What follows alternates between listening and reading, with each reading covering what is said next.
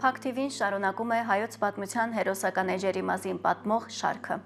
Այսօր մեր տաղավարից հեռուստադիտողին կներկայացնենք Անծանոթ Հայաստանի ֆիլմաշարի հաջորդ «Ավարայր» ֆիլմը։ Նշենք, որ Փակ TV-ի մշակութային հաղորդումները շարունակվում են կյանքի կոչվել իրավապաշտպան Լևոն Բաղդասարյանի աջակցությամբ, որի համար հայտնում ենք մեր շնորհակալությունը եւ հեռուստադիտողին խոստանում։ Նման անակնկալները կլինեն շարունակական։ Ավարայրի ճակատամարտը հայոց պատմության ամենանշանակալի եւ խորհրդանշական էջերից մեկն է։ Հայկական կողմը մեկնվեց ոչ միայն ռազմական հակամարտության, այլև հավատի, ինքնության ու գոյության համար մղվող պայքարի։ Հայկական զորքերը շարժվեցին առաջ, նրանց պայքարի գաղափարական հիմքը հենց դարձավ ճակատամարտի գլխավոր շարժիչ ուժը։ Ճակատամարտը հավաստեց կրոնական ինքնությունը ազգային ինքնության տարրն է։ Չնայած պարտությանը հայերը քաղաքական եւ հոգեվոր հաղթանակի հասան, Ավարայրը դարձավ ապագա ազատագրական պայքարների սկիզբը։ Պատմական գիտակցության մեջ այն ներկայացվում է որպես սեփական իրավունքների պահպանման հաղթանակ եւ ոչ պարտության նկարագիր։ Հայը կանգնեց ընտրության առաջ, ապրել առանց հավատի, թե մեռնել հավատի համար պայքարում։ Հավատի եւ ինքնության պահպանումը դարձավ քաղաքական ու ռազմական պայքարի հիմքը։ Ի վերջո Սասանյան իշխանությունը ստիպված եղավ ընդունել, որ հայ ժողովրդին անհնար է ստիպել հրաժարվել իր հավատից։ Հաստատվեց այն պարզ ճշմարտությունը, որ հայ ժողովուրդը պատրաստ է պաշտպանել իր ինքնությունը, նույնիսկ եթե պայքարի ելքը կանխատեսելի չէ։ Ժողովուրդը ընտրեց արժանապատվությունը, թշնամուն դեմ հանդիման։ Իսկ այժմ առաջարկում ենք դիտել Անծանոթ Հայաստան ֆիլմաշարի «Ավարայր» ֆիլմը։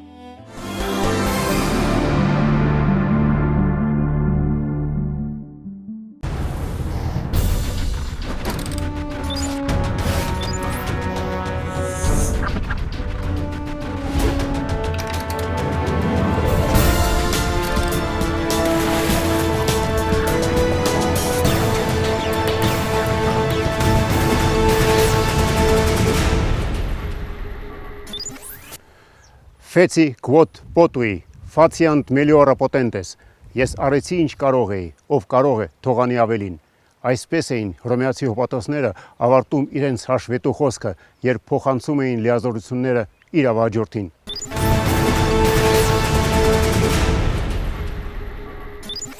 Ավարայրի ճակատամարտ։ Առ այսօր ճակատամարտի արդյունքի վերաբերյալ տարբեր կարծիքներ են հնչում։ Պարսիկները դժվարանում են հստակ գնահատական տալ, իսկ հայերը տարօրինակ է, բայց չգիտես ինչու խոսում են ընդամենը բարոյական հաղթանակի մասին։ Ինչու։ Ինչ կատարվեց իրականում Ավարայրի դաշտում։ 428 թվականին մեծ հայքի Արշակունյաց թագավորությունը անկում ապրեց,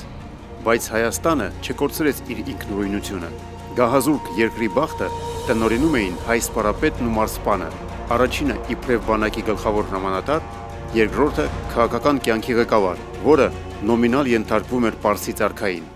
Տնտեսությունը հանձնված էր հազարապետին, իսկ դատավարությունը ամենայն հայոց կաթողիկոսի ձեռքում էր։ Փաստորեն երկիրը ուներ ոչ միայն լայն ինքնավարություն, այլև պետական կառավարման նախկինից ըստ էության չտարբերվող իր ձևը։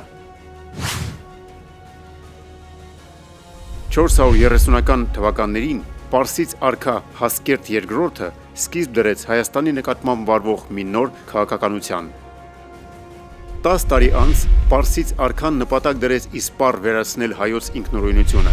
եւ հայ ժողովրդին դարձնել Պարսից կրոնին, զրադաշտությանը։ Իրավիճակը հատկապես բարդացավ, երբ հատուկ հանձնարարությամբ մարզպանական Հայաստան ներկայացավ Դենշապուհ անունով պաշտոնյան։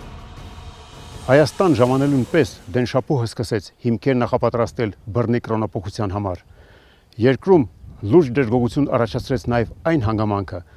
որ մեծ դատավարության պաշտոնը խլվեց հայոց եկեղեցուց տրվելով մի մոգի, իսկ հազարապետությունը վերցվեց Ամատոնու տոհմից եւ տրվեց Պարսից մի պաշտոնյայի։ 449 թվականի գարնանը Հայաստան ուղարկվեց կրոնափոխության ուղղակի պահանջ պարունակող մի նամակ, որը քննարկելու համար Արտաշատում հավաքվեց մարզպանության աշխարհիկ եւ հոգեվոր ղեկավարությունը, 17 նախարարներ եւ 17 եպիսկոպոսներ։ Ժողովում երկարատև քննարկումներից հետո ի վերջո ընդունվեց պատասխան նամակի մի տեքստ, որում հայերը պահպանելով քաղաքավարի տոնը եւ չմերժելով Պարսից արքայի իշխանությունը, այնուհանդերձ հստակ կերպով մերժում էին հավատափոխության գաղափարը, պնդելով, որ գերագույն տիրակալը իրավունք չունի տնօրինելու իր հպատակների հոգևոր ներքնաշխարհը։ Մի գաղափար, որ Եվրոպայում հստակ կերպով պետք է հնչեր ավելի քան 1000-ամյակ անց միայն, ռեֆորմացիայի ժամանակաշրջանում, այսինքն 16-րդ դարում։ Հայերի ըմբոստ պատասխանը, իհարկե, զայրացրեց Հասկերտին։ Նա մեկ այլ նամակ ուղարկեց, որով մարզպանական Հայաստանի աշխարհիկ եւ հոգեվոր ղեկավարությանը հրավիրեց իր մոտ հարցի հետագա քննարկման համար։ 449 թվականի ամռանը հայերը հասան Պարսկաստանի մայրաքաղաք Տիզբոն եւ այստեղ խաբեությամբ գերվելով հարկադրաբար կրոնափոխվեցին, բայց ինչպես ասում են, ջինը արդեն բաց էր թողնված։ Հայաստանում արդեն սկիզբ էր առել վաղուց ի վեր հասունացող դժգոհությունը պարսիկների դեմ։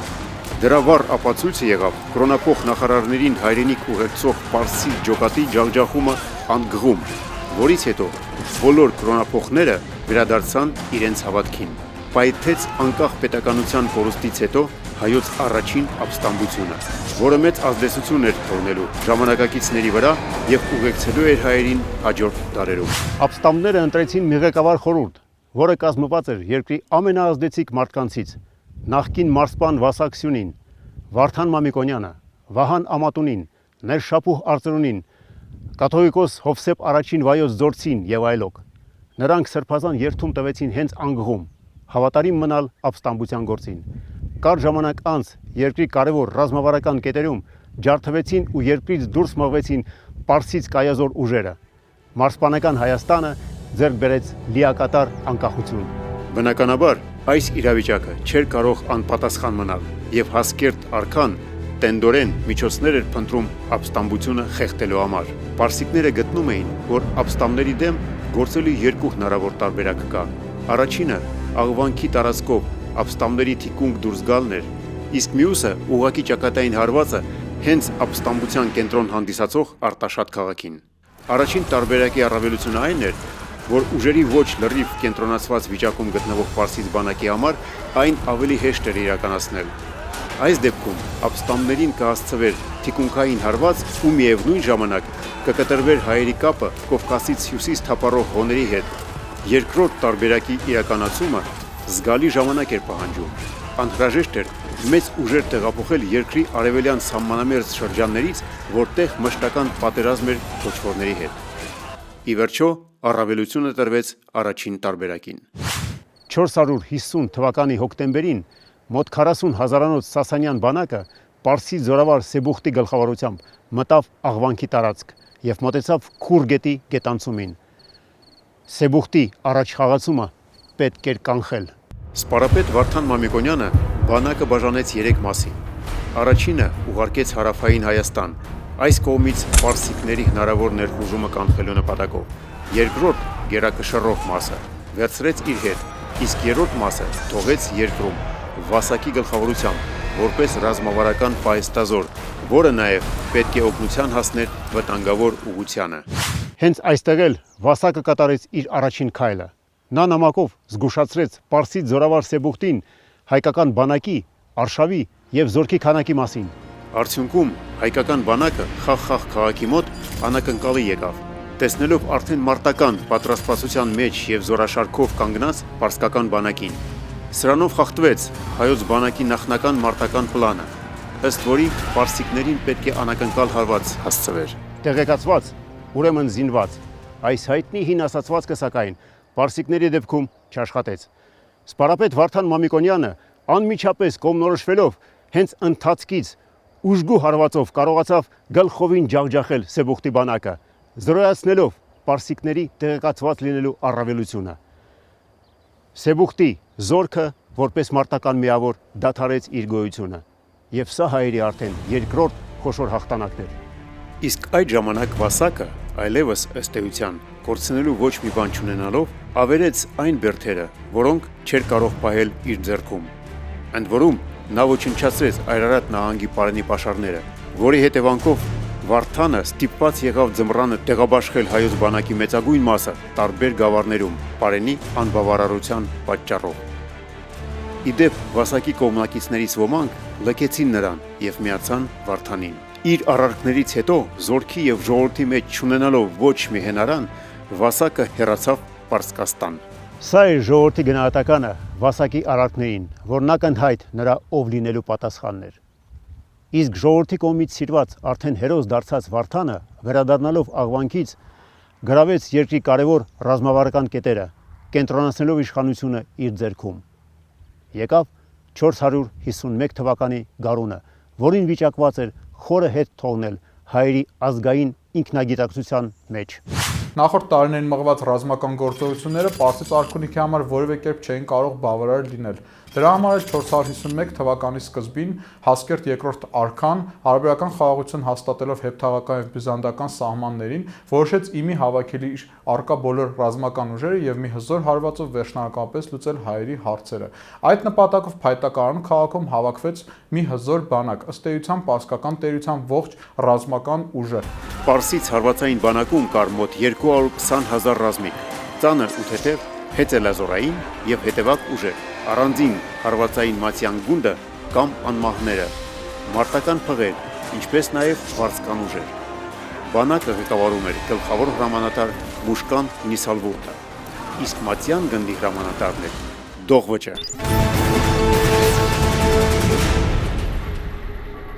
Պարսկական ծանր հեծյալ։ Սրանց կոչում էին ասպարան։ Ասպարանը զինված էր երկար նիզակով ու ծանր թրով։ Այն կարող էր նաև ունենալ գուրս կամ մարտական կացին, ուներ հուսալի զրահ և վահան, երբեմն նաև նետո աղեղ։ Հուսալի զրահներով պաշտպանված էր նաև ասպարանի ձին, որը ինքնին անցնում էր հատուկ վարժեցում և մարտում իրեն շատ լավ էր դրսևորում։ Ասպարանների գնդերը կոչվում էին սավարան։ Սավարանների բյուրերը, այսինքն 10,000 ռազմիկներից կազմված ռազմական միավորները, հանդիսանում էին Սասանյան բանակի հիմնական հարվածային ուժը։ 451 թվականի գարնանը հայերի դեմ շարժվող պարսկական բանակում առկա էին սավարանների առնվազն 1 տասնյակ բյուրեր, այսինքն 100,000 հեծյալ։ Առանձնակի նշանակություն ուներ սավարանների ընտրյալ մասը, մատյան գունդը կամ անմահները, որն իր կազմում ուներ ասպարաններից հատուկ ընտրած 10,000 ռազմիկ։ Մատյան գունդը հանդիսանում էր պարսկական բանակի լավագույն մասը, իսկ նրա ռազմիկները աչքի են ընկնում ոչ միայն բացառիկ մարտական հատկանիշներով, այլև մոլեռանդ նվիրվածությամբ արքային և զրադաշտությանը։ Պարսկական մարտական փիղ ամենաահեղ զինատեսակներից մեկը, ընդ որում հատկապես ուժեղ էր, սրանց հոգեբանական տպավորությունը հակառակորդի վրա։ Մարտական փիղը զրահավորվում էր, իսկ կենդանու ժանիկներին փակցվում էր հատուկ նիզակներ։ Փղի վրա տեղադրված էր պաշտպանված աշտարակ, որտեղից 2 կամ 3 ռազմիկներ հարվածում էին նետերով կամ երկար նիզակներով։ Հարկ է նշել, որ պարսիկների հետ երկարատև պայքարում հայերը կարողացել էին մշակել այս զորատեսակի դեմ պայքարելու որոշակի միջոցներ, որոնք զգալիորեն նվազեցնում էին այս զորատեսակի արդյունավետությունը։ Փղերի դեմ կիրառվում էին այրվող նետեր, նրանց առջև նետվում էին երկաթե ցցեր ունեցող տախտակներ։ Այս սրանց մեծ տարբերակը։ Պարսկական հետևակայիններ, ծանր հետևակային, թեթև հետևակային և նետաձիգ։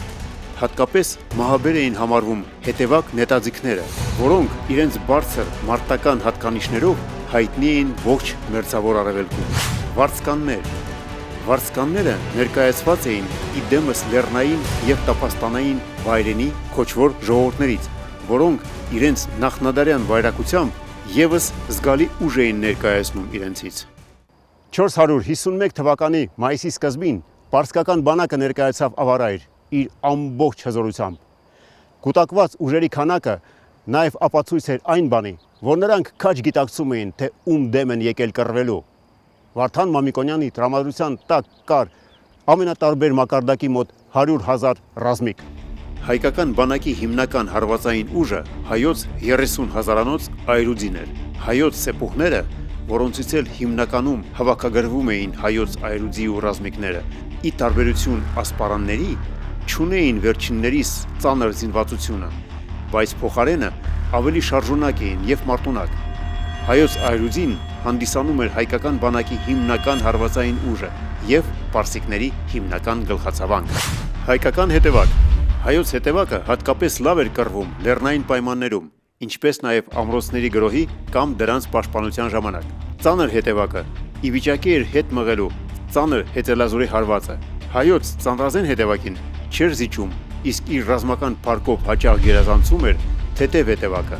որը իր սպառազինության մեջ ուներ հայոց փառաբանված լայնալիչ աղեղը։ Հայկական աղեղից արձակած նետը մահացու հարվածային ուժը պահպանում էր մինչև 200 մետր հեռավորության վրա եւ միջաթափանց ծակում էր ասպարանների ծանր զրահները ու խորը վերքեր պատճառում մարտական փղերին։ Հայկական զորաբանակի 100,000 ռազմիկներից անկասկած արհեստավարժ ռազմիկներ կարող էին համարվել միայն այրուձիու 30,000 ռազմիկները եւ մոտ 10,000 հետևակ նետաձիգները։ Մնացածը ռազմական գործին անսովոր աշխարհազորներ։ Մուշկան Նիսալվուրտի բանակը կազմում էր 220,000 պրոֆեսիոնալ ռազմիկ եւ փաստորեն ավելի քան 2 անգամ գերազանցում էր հայկական բանակին։ Իսկ մասնագիտական տեսանկյունից 40,000-ը 220,000-ի դեմ փաստորեն 5 անգամ։ Մայիսի 25-ին հայոց բանակը հասավ Ավարայրի դաշտ եւ դիրքավորվեց Տղմուտ գետի հյուսիսային ափին։ Անմիջապես հրավիրված խորհրդակցության ժամանակ ձևակերպվեց հայոց բանակի մարտական խնդիրը։ Հնարավորինս արյունաքամ անել թշնամուն առաջիկա մարտում, իսկ հետո մասնատել ուժերը եւ մանր ջոկատներով ծավալել պարտիզանական պայքար։ Շատ սթափ եւ կշռված որոշում։ Հաջորդ օրը վաղ առավոտյան կողմերը մարտակարգ ընդունեցին։ Պարսից բանակի առաջին շարքում տեղավորված էր հետևակը, երկրորդում հեծելազորը։ Ընդ որում, երկրորդ շարքի աջում Պարսից թագավորության բանակի կազմում գտնվում էին վայրենի ցեղերի եւ դավաճանների գնդերը։ Աջի եւ կենտրոնի հետևում գտնվող երրորդ շարքում տեղավորված էր փղերի գունդը, որը ուժեղացված էր 45,000 հետևակայինով, իսկ չորրորդ շարքում, որպես ընդհանուր պահեստազոր, տեղաբաշխված էր Մատյան գունդը։ Հայկական բանակի առաջին շարքում ծանր հետևակի պաշտպանության տակ տեղավորված էր թեթև հետևակը, երկրորդ շարքը զբաղեցնում էր հայկական աշխարհազորը, երրորդ շարքում տեղավորված էր հայկական ծանր հեծելազորը, իսկ հայոց բանակի չորրորդ շարքը կազմված էր պահեստազորում։ Միաժամանակ հայոց բանակի գլխավոր հրամանատար Վարդան Մամիկոնյանը թևերում թողեց առանձին հեծյալ հարվածային ջոկատներ, որոնցով նախատեսում էր ճակատամարտի ժամանակ վճռական հարված հասցնել հակառակորդին։ Եվ այսպես կողմերը պատրաստ էին մարտի։ Մի քանի րոպեից կսկսվի ճակատամարտը։ Ունեին արդյոք հայերը դուրս գալով 220,000-անոց մինչև ատամները զինված թշնամու դեմ հաղթելու որևէ հնարավորություն։ 26 մայիսի 451 թվական Ավարայրի դաշտ։ Վաղ առավոտյան հայոց սպարապետը եւ կաթողիկոսը ոգևորիչ խոսքով դիմեցին բանակին, հորդորելով հայ ռազմիկներին չերկնչել թշնամուց ու մինչև վերջ կատարել իրենց զինվորական պարտքը։ Հենց այստեղ էր, որ հնչեցին սպարապետ Վարդան Մամիկոնյանի թևավոր դարձած խոսքերը. «Մահ ոչ իմացյալ մահ է, մահ իմացյալ անմահություն»։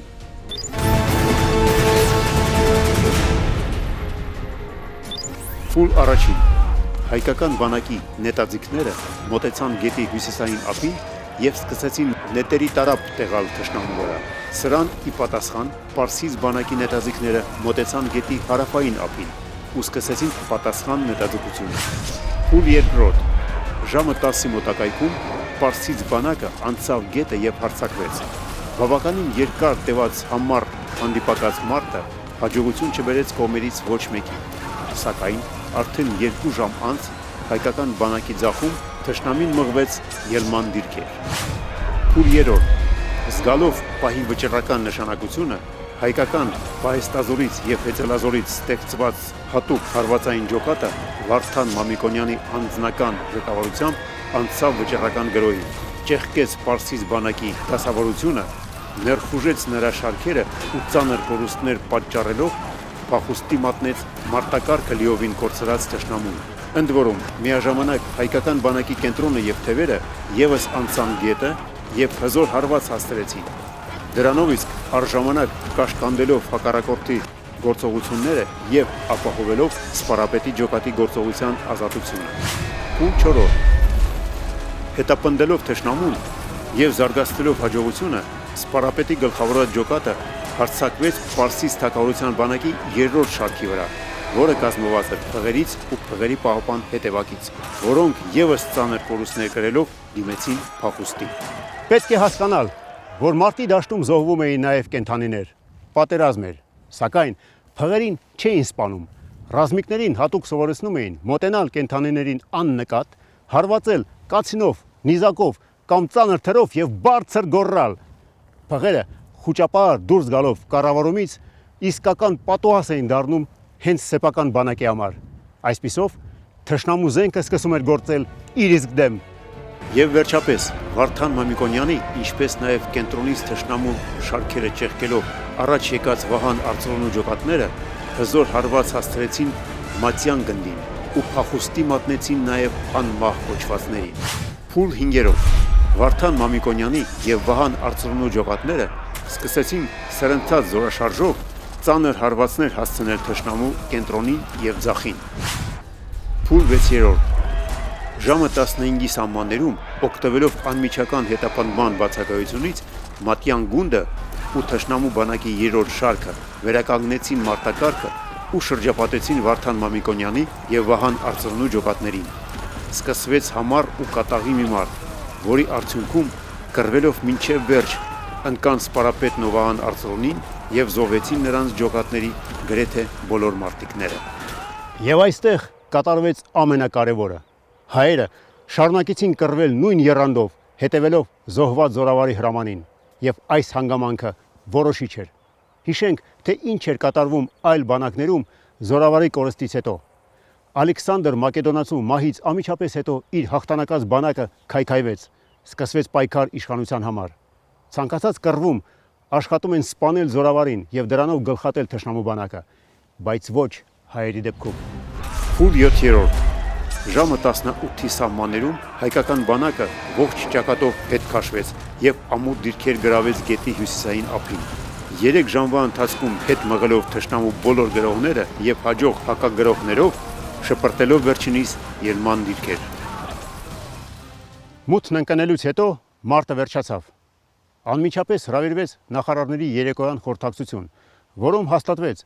որ հայկական բանակը կատարել է իր մարտական առաջադրանքը, ծանր կորուստներ է պատճառել թշնամուն եւ ժամանակն է անցնել հաջորդ փուլին, ապա կենտրոնացնել ուժերը եւ սկսել պարտիզանական պայքար, ինչը եւ նախատեսված էր հենց սկզբից։ Փուլ 8-րդ Ժամը 23-ի մոտակայքում հայկական բանակը, հետևելով պլանին, հեռացավ մարտադաշտից։ Իսկ հսկայական կորուստներ կրած պարսից բանակը չհամարձակվեց որևէ կերպ ոչնդոտել դրան։ Ժամանակակից ռազմական պատմաբանները հայկական բանակի կորուստները սպանվածների, ծանր վիրավորվածների եւ գերիների թիվը հաշվի առնելով գնահատում են մոտ 35,000-ի շրջանակում, իսկ պարսկական բանակի կորուստները նույն չափանիշներով մոտ 120,000-ի շրջանակներում։ Հարկ է նշել, որ այս թվերը հենց այն թվերն էին, որոնք ստիպեցին պարսկական 220,000-ից բանակի հրանատար Մուշկան Նիսալվուրտին ճակատամարտից անմիջապես հետո դադարեցնել ակտիվ ռազմական գործողությունները, իսկ հայկական բանակին էլ, որը զրկվել էր իր ղեկավար գրեթե ողջ կազմից, թողնել մարտի դաշտը, հեռանալ լեռները եւ հետագա պատերազմը շարունակել պարտիզանական պայքարի ձևով։ Առավոտյան ավարայրի դաշտում միայնակ մնացած պարսկական բանակը տարակոսանքի մեջ հայտնվեց։ Ինչու հայերը հեռացան։ Ինչ նոր անակնկալ պետք է սպասել նրանցից։ Անհայտությունը ճնշող էր։ Հայերի կողմից խորը խոցված գազանը արյունակամ էր լինում եւ չնայած հայոց բանակի նահանջին չէր կարող իրեն հաղթող համարել։ Եղիշե վարդապետի հուշերից։ Շատ խոր վշտացավ Մուշկան Նիսալվուրտը, երբ տեսավ, որ իր զորքից ստացած սաստիկ հարվածները 3 անգամ ավելի մեծ էին, քան հայերինը։ Նրա ուժն ու զորությունը կոտրվեց, ընկավ, եւ նրա սիրտը չէր հանգստանում, որ մտածի ու որոշում անի, որովհետև պատերազմն այնպես չվերջացավ, ինչպես նա էր կարծում։ Ճակատամարտից մի քանի օր անց Մուշկան Նիսալվուրտը իր բանակը այնուհանդերձ շարժեց դեպի հյուսիս, սակայն վերջին այդ ճիկը նրան որևէ հաջողություն չբերեց։ Պարտիզանական մարտավարության անցած հայերը, ինչպես եւ նախատեսված էր, մի քանի ծանր հարվածներ հասցրեցին թշնամուն։ Ռազմավարական փակուղում հայտնված պաշտոնական Տիզբոնը ստիպված եղավ Հապչեփ հետ կանչել իր բանակը։ Արդյունքում մարզպանական Հայաստանը մաքրվեց թշնամու բանակից։ Արդեն պարզ էր, որ բռնի կրոնափոխության մասին խոսք լինել իսկ չէր կարող։ Որևէ կերպ խաղաղությունը վերականգնելու համար Հասկեր Տարքան իր մայրաքաղաք հրավիրեց հայրազմական ու հոգևոր առաջնորդներին, որոնց հետ էլ արդեն տեղում, պահպանելով որոշ ձևականություններ եւ ողջ մեղքը բարթելով վասակ սյունու վրա, կնքվեց հաշտություն։ Եվ այսպես նորից մեզ հուզող այդ հարցը ով է հաղթել։ հենց սկզբից դրված հայոց բանակի մարտական խնդիրը կատարվեց։ Հնարավորինս արյունաքամ անել թշնամուն առաջիկա մարտում, որից հետո մասնատել ուժերը եւ մանր ջոկատներով ծավալել պարտիզանական պայքար։ Հետագա իրադարձությունները հաստատեցին հայերի ճիշտ մարտավարությունը։ Դրան չխանգարեց նույնիսկ զորավար Վարդան Մամիկոնյանի կորուստը։ Մարզպանական Հայաստանը մաքրվեց թշնամուց։ Իսկ պարսիկները իրենց առջև դրված խնդիրը չկատարեցին։ Նրանք կորցրին 130,000 զինվոր կամ իրենց բանակի մոտ 60%-ը։ Հայերը 38,000 զինվոր, ինչը հայոց բանակի մոտ 40%-ն էր կազմում, ինչպես նաև հայերը պահպանեցին իրենց տարածքները ու հավատքը։ Եթե մի քանի դար առաջ մեր նախնիները դուրս են եկել բաց ճակատ հանուն որոշակի արժե համակարգի, եւ եթե նրանք զոհել են իրենց կյանքերը հանուն այդ համակարգի, դա արվել է նրա համար, որ մենք այսօր նախ եւ առաջ այդ իմաստությունը քաղենք մեր պատմությունից եւ փորձենք առավել մոտ լինել հենց այդ արժե համակարգին, որովհետեւ այս պարագայում մենք խոսենք այն կարևորի մասին, որը ձևում է մեր տեսակը եւ որը որ առանձնացնում է մեզ մնացած ազգերից եւ որը որ պայմանավորում է մեր հպարտությունը։ Ավարայրի ճակատամարտը ոչ միայն բարոյական, այլ շատ հստակ եւ շոշափելի հայոց ոգու, ռազմական մտքի եւ մեր զենքի ուժի հաղթանակն է։ Մահ ոչ իմացյալ մահ է, մահ իմացյալ անմահություն։ Եվ Վարդանի այս հզոր բարերից հետո նոր իմաստ են ստանում Ցիցերոնի թևավոր դարձած խոսքերը. ես արեցի ինչ կարող էի, ով կարող է թողանի ավելին։ Իսկ ինչ կարելի է անել ավելին, քան նվիրել կյանքը հայրենիքին։